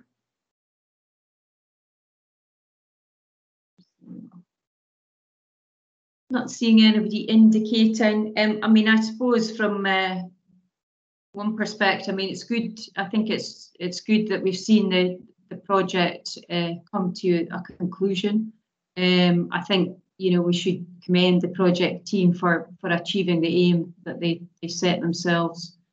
And I noticed that I think the management group were maybe recommending that they had consider producing maybe a video around what they've kind of done here and how they've managed to get the project to an end. So I suppose from my perspective, you know, because it's good to see that we've reached them achieving their aim. However, I'm conscious that I think it's only the second project that we've actually seen come to a conclusion. And I suppose from a board perspective, we maybe should have a little bit of frustration around that, because you know, the whole point of the projects, isn't it, is that we test and look at it in small scale, and then if we're successful, we can look at how we can then, scale that up. And if we're not reaching an end with our project work, then it's very difficult for us to do that. And in order to achieve the outcomes that we want, we've got to kind of do things at scale rather than. So I suppose, I don't know how others on the board feel about that, but you know, looking at this and the previous report that we saw with some of the projects having delays and coming forward for whatever reasons. And I know that in the last report, we were obviously recommending that a number of the reports that have been delayed will be looked at as part of the refresh. And that obviously makes sense, because we want to make sure what our new priorities are and that the projects that we've got fit in with those new priorities. However, a lot of them have been on the stocks for some considerable time, and we haven't been able to move them through. So I suppose from my point of view as the chair of the board, it's sort of maybe opening it up to board members, looking at, you know, what can we do as the leaders of our respective organisations to ensure that as we move forward with the process, that whatever projects are coming forward, that we make sure they're adequately resourced, the support is there for them to actually, you know, push ahead and deliver on that improvement projects that are coming forward. Because I think the charters, one thing that maybe was an issue at the beginning was the quality of the charters, but I think the quality of the charters has really significantly improved. And so if we can actually get them on the ground and operating, then I think we can, you know, we can get to where we need to be. But I suppose it's about where we are in that process. And you know, we've got a few months with the refresh, but I suppose it's how do we ensure as a board that when we're ready to go, once the refresh has been, you know, finalised, how are we ready to go with these projects, and we don't have a similar situation where we've got months of delay, and then, you know, we're another 6 months, a year down the line, and we've not actually started the work on the ground. So Angela, you've popped up onto my screen. I don't know if you wanted to come in from a management board perspective, or I'll maybe open it up to wider board opinion. Maybe just to underscore a few of the points that you have made yourself, Councillor Lang, I think that we can demonstrate as a partnership now that we've formally got an improvement methodology. I think as a partnership we can invest in we can demonstrate the upskilling that we've done across all partners around improvement methodology. And whilst obviously the last kind of 9-12 months have been disrupted by COVID, it's probably fair to say that if we were honest, the progress pre-COVID was quite challenging. So I know COVID won't have helped that. Again, if you remember that before we signed off on the LOIP, we asked the Director of Public Health to give a sense around which projects were prioritised. So the list that we put forward in the improvement was prioritised based on a DPH perspective as well. So you know, we've got the methodology, we did the upskilling, we had an agreed approach to prioritisation, and yet, as you rightly say, we haven't managed to bring many projects over into kind of completion. Now, again, looking across that data is always a perennial issue, and again, I think as we come forward with the LOIP, I think it would be useful for Martin, Gillian and some other colleagues just to think about, in anticipation of launching projects, about how we're going to deal with the serial issue about improvement. But I'm struck, Councillor Lang, as we just come through a best value audit ourselves as an organisation, that councils are judged on their community planning partnerships, and yet partners don't get the same inspection and audit regime. And I just wonder how much focus there is in each single agency in terms of their own staff's activity when they're feeding into partnerships, and if there's a way that actually we can make that more visible into single agencies, so that we are collectively holding ourselves to account and our teams account. I know I certainly do that within the ACC side, but again, coming back to the improvement approach, these charters were just meant to be about making a difference to one unit, whatever that one unit was. It wasn't to change the whole system, and yet for 1 unit of gain we can't demonstrate that we've completed. So, you know, the understanding was that you would do these tests of change, you would prove the case, you would have the evidence, and then you would start to do the how were we going to scale it up. So we're only here in one project that's been complete. So I think it's right to shine a light on it, not to take away obviously from the intensity of working that's gone on over the last 12 months, but I think we need to be honest about what the narrative was pre-COVID. And as you rightly say, as we come into the refresh of this LOIP, we now need to be thoughtful about what's going to be the overhang of COVID, and in terms of all partners' commitments to that, and realistically what capacity is there going to be there for partnership working, and then make sure that actually we do really hold ourselves mutually accountable for bringing the projects through to fruition, so that we can move on to the scaling up, which is where we need to be.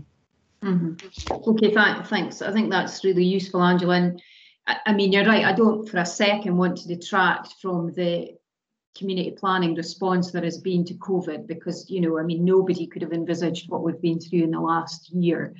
And, you know, I think that response has been phenomenal. However, you know, I've been around community planning for some time in the chair, as you know, and I think if we are honest with ourselves, you know, we had issues around this long before COVID came. And what I want to try and make sure is that we don't have the same problems, hopefully after COVID is, you know, has been removed as a major threat. So it's how we go about that. And I think we do have an opportunity with the refresh to set a few things, and it's maybe worth us thinking about as a community planning board, how we try to do that in the coming months as well, not just around the refresh, but how we will operate and how we will make sure that we are holding ourselves to account moving forward in that respect. Now, Ken's put his hand up, Angela, so bring him in and then we'll see where we go from there. Thanks. Thanks, Chair. It was just really to add to what Angela was saying and underline what she was saying about partners' commitment around community planning. The SFC are currently undertaking a review of further and higher education, And I think there's an opportunity through that mechanism to highlight the importance of partnership working. I don't know if the council and or the partnership has made a submission to the review, but I mean, I'd be happy to arrange for the principal to share the college's contribution to the review process, and it might be something that either the council and or the CPA want to input to. Collaboration and partnership is a key part of the first stage of the review. So I do think there's an opportunity to highlight it in terms of, if you like, a common regulatory framework for partners. Mm-hmm. Thanks. Okay, thanks for that, Ken. I think that's helpful, and we want to look to have that input as well. I'll bring in Sarah next. Thank you. It's kind of reinforcing, I suppose, what both you and Angela have said on 2 points. The first one is about data. And it seems to me, as somebody on the board who's looking at the projects and the stages that they get to and then get stuck on, they do seem to get really stuck on the data. And I'm wondering if part of that is they're letting perfect be the enemy of good enough. And we've had an interesting example in the Health and Social Care Partnership and actually the wider systems work with NHS Grampian and the third sector on the frailty pathway and, shifting resource from acute into the community to deal with older people in the winter. And actually, when they started looking at the data, they realised that we needed to build in assessment measures, evaluation measures right at the beginning of the project, not layer them in at the end, because there just wasn't the data available, particularly from the third sector, to assess progress as we go along. But people just took that. They said, right, there's nothing we can do about the lack of data and the fact that we haven't been gathering the right data over previous years. We'll start from now. And maybe that's an approach that we need to discuss as a partnership about not getting hung up on all the data to start with. Just taking some educated guesses, to be honest. We're identifying a problem even before we know that the data backs that assessment up. And if a kind of lessons learned or a look back exercise suggests that a lot of projects are getting really bogged down in the data, maybe we need to take a slightly different approach to that. And my second point is about, as far as possible, partners aligning their strategic priorities. That's the next stage in partnership working, community planning working, isn't it? Because we need to, quite a lot of what we want to do needs to become business as usual at some point, and there's a tension always between making sure business as usual gets done and layering in improvement projects and test to change and pilots. And there's a resource issue about that. And I think that tension between innovation and business as usual is going to become even more obvious when we're looking at COVID recovery, because systems need to step back up when they stepped down during COVID. And actually, it's much easier for organisations to direct resource if the strategic plan that they have says that's one of our priorities. I know the Health and Social Care Partnership, the IJB, its strategic plan is going to be refreshed with the Lloyd priorities as one of the top things to take consideration of. Bonaccord Care, our care provider, Alio, it's going to look at its strategic plan through the lens of the Lloyd, and I think that's an approach that we need to try and encourage among partners as possible. Yeah, I mean, I think that's really pertinent points. You're quite right, and it's what we've always argued, that the LOIP should be, embedded in your single system organisation strategic plans, because that's what then gives the commitment to the delivery of that, whether it's through the partnership or indeed through your single systems as well. But I'll bring Angela in maybe on the data aspect, because I know that you've been doing some work around this, because some of the feedback has been we haven't got the data, we can't move on from it. So I think there has been a bit of work around that, Angela. I maybe just add a couple of things and then invite Martin as the expert in the other rather than me. But just to violently agree with Councillor Duncan too, I think that part of the challenge for everybody post-COVID is going to be the balance between improvement within the current paradigm versus reform. And I guess until we really see the extent of harm that COVID has created, We don't know whether us just kind of tinkering at the margins and trying to do more tests of change within the current paradigm will be sufficient, or whether we'll have to fundamentally reform. So there is going to be a challenge, and I think this LOIP will need to be really focused on the immediacy of the harm that's been created by COVID as well. So I think building on what we did the last time with the DPH, and really thinking through the harms that have been affected by COVID, and coming back to the board and being really, really clear about the priorities. In terms of the data, again, I think there's probably two lenses on that, isn't there? There's the historical data that we've just been looking at, population need assessment, which does start to indicate where you've got problem areas. And I guess what we've been trying to do, Councillor Duncan, is to make sure that diagnosis of problems are informed by data, so that actually we're not just kind of cherry picking areas. That's kind of based on data. That's one thing, and I think that what Martin has shown is that even that's quite challenging across the multi-agency to bring that together. But I mean, hat off to them that they've been able to do that. I guess then when you start to go into the improvement methodology, because of the discipline of that, it's then about saying, so you've understood that you have a problem through the data you've used to diagnose your problem, then you're going on to need a different set of data to establish whether your possible solutions are going to make a difference. And again, that's potentially the data that we need to create as part of that improvement project, rather than expecting that data to be in place. So I would be hoping, and Martin can certainly say more, that we would do a lot more work this time around before bringing the LOIP back to the board in terms of the prioritisation, and will be informed by the DPH, but also in terms of going back to look at all those projects and understand where data has been the problem. And actually, whether that's an excuse, whether that's a genuine problem, or whether it was, and I say this with the best of intention, whether it's been a commitment issue rather than being a data issue, because there's so much that's asked of everybody, both in terms of our single agency and the partnership.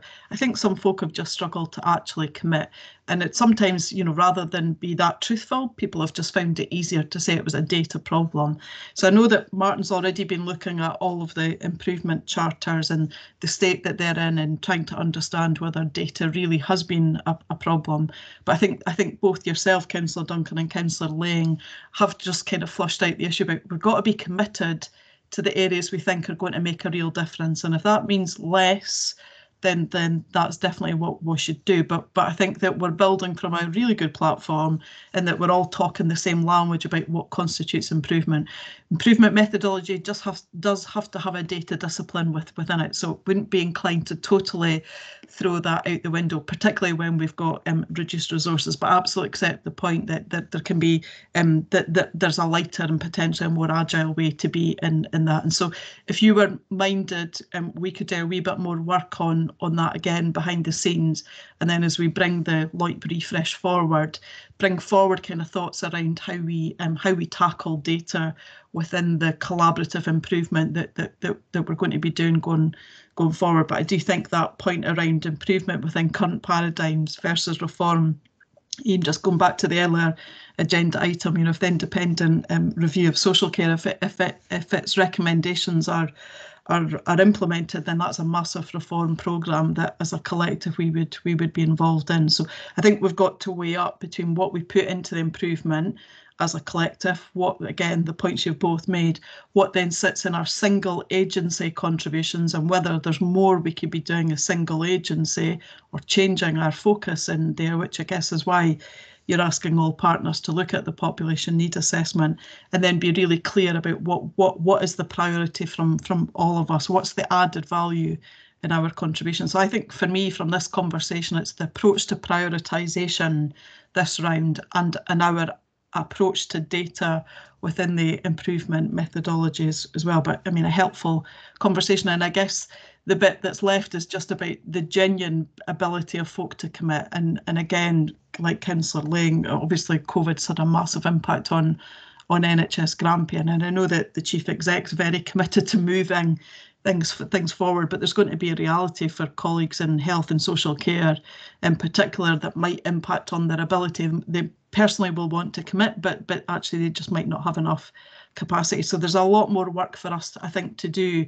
in terms of understanding what that available capacity is to support the refresh of the LOIT. But Councillor Ling, I'm no expert in data, so you should rightly invite Martin Murchie to correct everything I've just said there.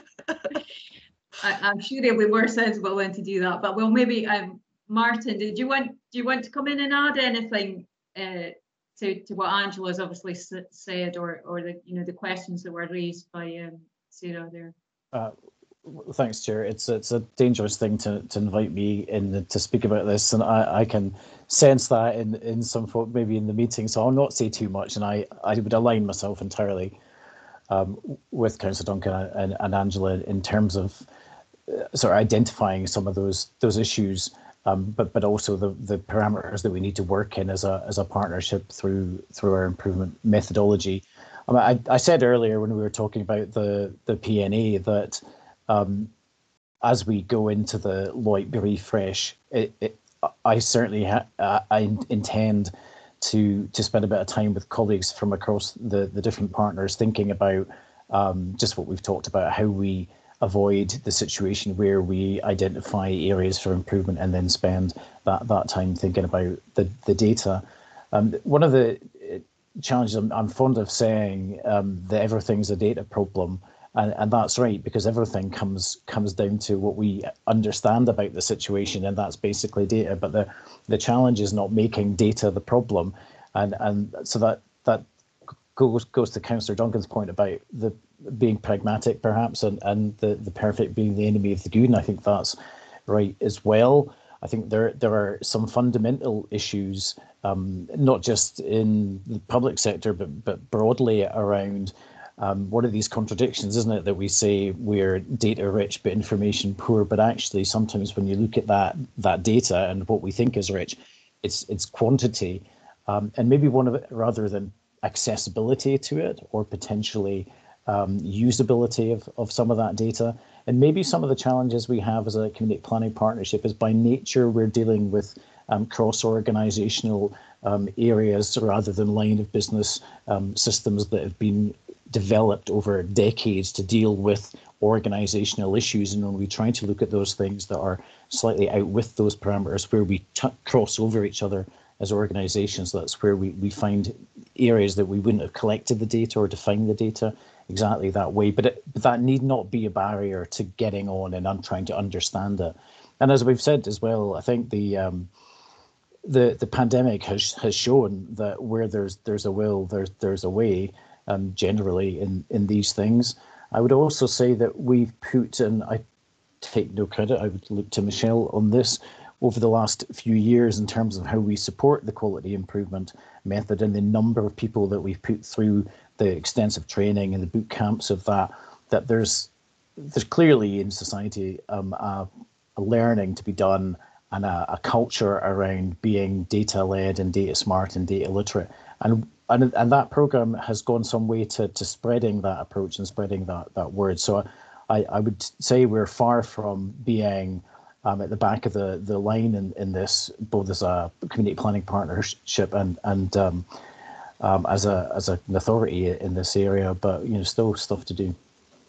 Okay, thanks for that, Martin. I mean, sometimes when we get into the big discussions like this, it makes it sound like we're very disappointed with what the partnership's doing, and I think your points there are well made. I suppose it's because our ambitions are so stretching that we want to make sure that we're continuing on that journey that we've been successfully on. And I think we can't come back from the fact that we've been some of the first to come forward with local outcome improvement plans, the improvement methodology being rolled out amongst partners, and all of those types of things. There's lots of really positive things and things that we need to be proud of in the work that we've done. But I think we need to just make sure that we continue on that progressive journey and don't let standards kind of slip back because of the COVID situation and things, and because it's going to be, I think we can see from the population needs assessment, things that are coming forward.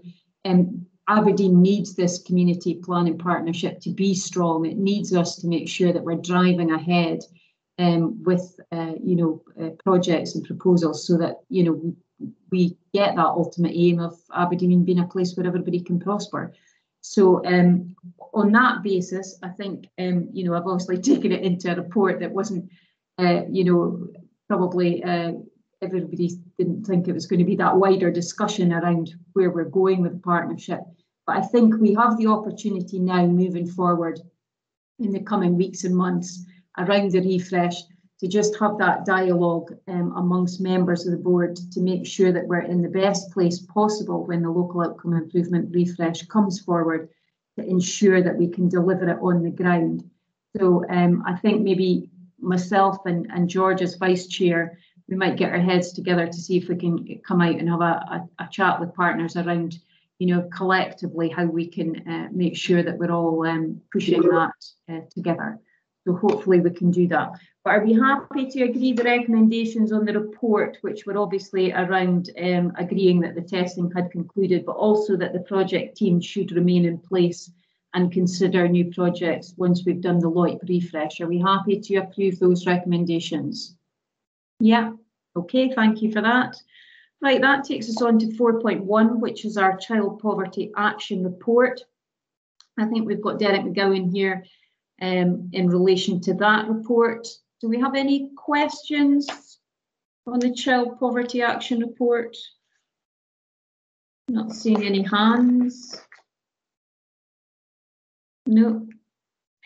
Yes, Paul, you've got your hand up. I'll bring you in. Thanks very much, Chair. Derek, again, another really good report, and something I'm really keen on in relation to a lot of my own colleagues and my own work working across the region area. So, and it's really good to see the amount of initiatives that's taking place and also coming to alleviate some of the poverty with the wains. So I'm really keen on that. It's probably a side question of it. I noticed in the report, page 298, the benefit clauses in section 75 contributions. I know with a lot of colleagues in the past as well, it's been a really important source of funding for various initiatives. Is there a list that's up to date on those benefits? About 2 years ago, I had the last one, but I don't know if there's something that's been formulated that can be shared. Mr. McGowan, do you have the information on that? I mean, I think we used to have section 75 lists that they could provide in relation to that. Your community benefit clauses would go wider than that as well, not just on that planning aspects, but perhaps a little bit wider as well. So I'm not sure what information. I think there's due to be some reports due to come to strategic commissioning around that community benefit clauses, but they are annual reports that are produced, so they're not due to come until June, I think, the June cycle of the committee, because the year they were called for sort of budget time last year, I think, so in order to gather that information. But I don't know, Derek, whether you've got any further information you could, or Angela.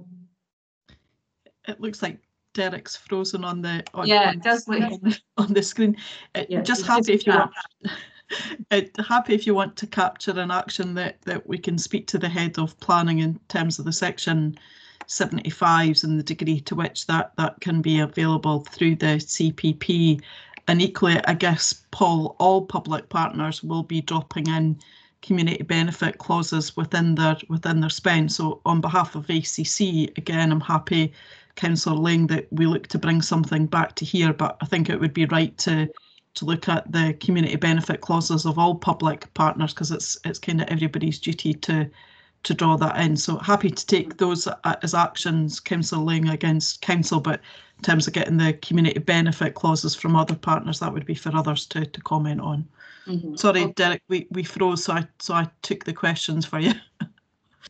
That's fine, and I think Paul was happy with that response. But as you say, Angela, I'm aware that obviously other partners will have things within their in the wider contracts that they're signing up and things like that. So maybe if we can collate some of that information, or that could be provided as well, I think that would be helpful.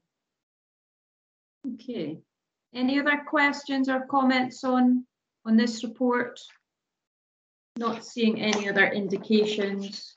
There's various recommendations that were being asked. Well, I think it's about noting the report. It's also about the fact that it will be used as part of the refresh that we're doing, and we'll receive half-yearly reports on various aspects coming through the management group and the board, and also again,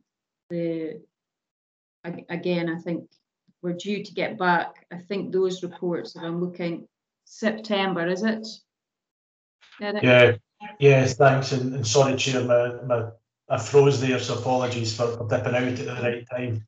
Yeah, the recommendations there are what you've noted are correct. The only aspect I would draw attention to is in terms of the report, the half-yearly report to come back for September. That is dependent on sufficient data being available. So hopefully that will be. It was delayed this year due to COVID, and given that there are still some ongoing restrictions, and it might be that's not available. But the intention would be to have it back to you by then. Okay, thank you for that. Okay, on that basis, are we happy to agree the recommendations? Yep. Okay, thanks. Right. That takes us on to community resilience. Again, I think, Derek, are you in the frame for this one? Yes, I'll try not to freeze this time. Okay. I don't have the papers open now because my screen's frozen, but this really looks at the efforts of volunteers across the city during COVID. You'll see there's a lot of information in there around the extent of that volunteering approach, how well the partners have worked together, including third sector partners. And just happy to take any questions because I can't speak to the report too well, I'm afraid. Apologies. Okay. Thanks for that. No, it's the great thing of being virtual meetings. I know it's super when it all goes to plan, but any kind of malfunction and things are thrown right out the window. Any questions on this? I'll bring in Jonathan first, and then I'll look to see if there's anybody else who wants to come in. Thank you. I'm sure this is a topic Paul and others may have a lot more to say on. I know similarly it's something we as a board have looked at for a number of years, which is the sustainability of the levels of volunteering that we've seen. It's very welcome to see that in many of the reports today, we're talking about upskilling, continuing professional development, entry into work, opportunities for promotion, for turning what might be a short-term, fixed-term employment into a career path. Conscious, though, that many of those who will be in that category are themselves volunteering, that when we talk of those who are in vulnerable circumstances or at-risk lifestyles, often themselves volunteering to support others in a similar position. So I think it raises, and this might be a national question, but to which we might have input as a city. A number of years back, we linked up with ACFO, City Council, Community Planning with Volunteer Scotland to discuss a similar point, essentially saying at what point is volunteering a full-time job? Has it become a profession? And if people who have particularly low-income households, this pressure of, do I take up the job? Do I take up the skills training, knowing that if I do so, this project I'm part of may well collapse, if not be negatively impacted by my departure. So I know that has been an ongoing conversation, and it has been fantastic to see the response across Scotland, particularly in Aberdeen, the levels of volunteering, the commitment, the types of volunteering, often confronting very challenging, sometimes upsetting circumstances, getting up the next day, doing it again. We're now a year into it, 12 months of essentially full-time volunteering for a lot of people. But again, making this sustainable, how do we make sure that it is not a zero-sum game, that it is not an endless hole to which people have to throw themselves at to try and cover the difference? Again, mindful that this may well be a national discussion, but getting to the point where we think about the welfare, the well-being of volunteers, that they're not trapped in that cycle, that if they stop volunteering or if they pull back, that the project they're part of is negatively impacted. How do we rally together to give them the reassurance that they too can have a quality of life without the project being impacted in that way? Yeah, Thanks for that, Jonathan. You've covered a few things there. Derek, do you want to kick off? Angela's come on screen as well, but do you want to come back on Jonathan's points there, and I'll maybe bring Angela in as well?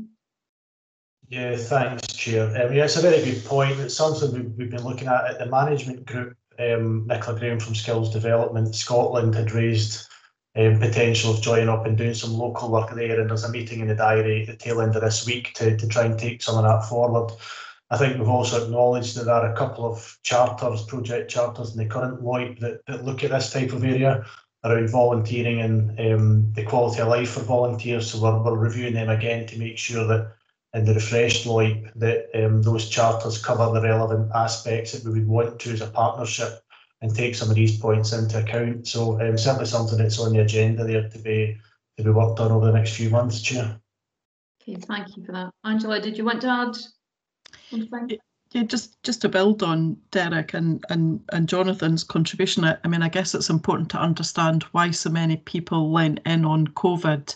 Again, if we contrast ourselves pre-COVID, why were we not getting that level now? Of course, there's a starkness to a global pandemic, but the volunteer need has been expressed really, really clearly through COVID, and we've put in, and I'm sure that there was always scope to do things better, but largely there was an infrastructure put in place to do all that Jonathan said, which was to support those volunteers, direct them to areas of greatest need. So it just strikes me that we've put in a lot more attention around the attraction, the retention, the management of those volunteers. And as we go forward, again, link back to the earlier point that our capacity as public partners is reducing and will continue to reduce. And so the capacity that we can access through volunteers is going to be absolutely critical. So I do think as we come back to you with proposals around it, we have to think about taking the lessons learnt from COVID about how do we continue, retain, how do we renew. Councillor Duncan's earlier point that again, in different age groups, people want to engage and participate in different ways. So young people want to engage in digital, but they equally want to engage in face-to-face as well. So I think we have to understand how to modernise some of our participation approaches and not just a kind of assume to default, but also Jonathan's point just around how we can have a resource that's focused on the management and the care of those volunteers, because ultimately it's a very selfless act on their part, wanting to make a difference to outcomes. And of course we can help people to extract value from their volunteering in terms of their own economic opportunities, but equally we've got a duty of care to those volunteers in the way we would have to our collective workforces as well. So I'm thoughtful as we try and just take some real significant lessons from COVID, how we can take that forward. And definitely I think the structure and a recognition that actually volunteers are the first line of defence way before any of us as public partners, and we've particularly seen that in instances of severe weather, haven't we, when you see people are helping each other. So lots to build on, and I think the trick is around how we structure that as we come forward. So any suggestions that any colleagues have got, any practice that you've seen elsewhere. Rural areas tend to be incredibly great. They have a big volunteer. Urban environments are much more challenging. There's lots of evidence that says that, but my sense is, again, from COVID, that people will want to really connect into their communities after this pandemic. So really timely to be bringing this report. But any suggestions, Councillor Lang, would really welcome them for shaping the thinking for going forward. Okay, thank you for that, both Derek and Angela. I know that Jonathan's put in the chat he's happy with the responses there. I'll bring in Paul next. Thanks very much, Chair. Really good comments there, Angela and Jonathan. Before COVID, Aberdeen was one of the highest figures of volunteering across Scotland, and as you know, we widely recognise that. And I suppose just across the whole sector, I'd like to thank the volunteers on behalf of ACFO. Without them, there would have been a huge gap in the direct and quick response to COVID. And I think it's how do we capture that moving forward to sustain that and kind of keep some of these volunteers into the communities beyond COVID. And part of the strategic review at ACFO over the last 6 months was to grow the capacity of the volunteer coordinators that's there. So that's actually in the process of happening. Probably someone will be in place within the next 3 to 4 months. So it's really a poignant point that reports came forward just now, and we look forward to that, because there's a huge opportunity, and I think Angela said it, and a diminishing local authority capability to deal with everything. The volunteers are going to become more important. As Jonathan says, how do we support them? If I just look at one of the charities in this building here, the young gentleman who runs it, he can't go day full-time work because he's a carer for his parent, but he also runs the charity. So is that situation, does he go work or does he run the charity, which he's a volunteer of? So watch this space, I suppose, in terms of what ACFO's increased capacity will be over the period. But again, just thanks to all the volunteers across Aberdeen for what they've done. It's amazing. Thank you. Thanks for those comments, Paul. I think we can't underestimate just what that volunteering effort has done to the COVID response in the city. It's been phenomenal, and we certainly do want to extend our thanks, I think, as a board, to all of those that have been involved.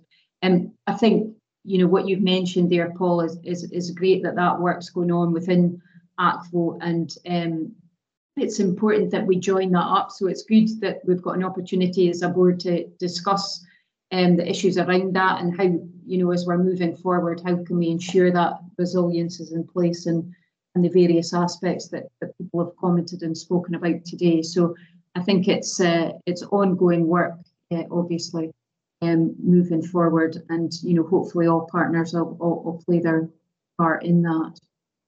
I'm not seeing any other hands up at the moment. I'm not seeing anybody else. So recommendations are page 311, I think it is. We're being asked to support the approach to increase the community resilience. We're agreeing that the current improvement charters under resilience be reviewed to ensure that we have a single coherent approach, and I think that's a sensible way forward, and we're being asked to receive further updates moving on. So I think you've got a timescale of bringing that back to April, I think. Derek, that would be the next meeting, which I think it's important that we have that ahead of the going into that refresh. So you're comfortable with that timescales that we can get that back, are you? Yeah. Yeah. Okay. On that basis, Angela, did you want to come in with anything else? Was there anything you wanted us to maybe consider adding? Councillor, just about Paul's kind of contribution there, and I guess just to check that the time frame that we're proposing here works for ACFO colleagues as well. Mm-hmm.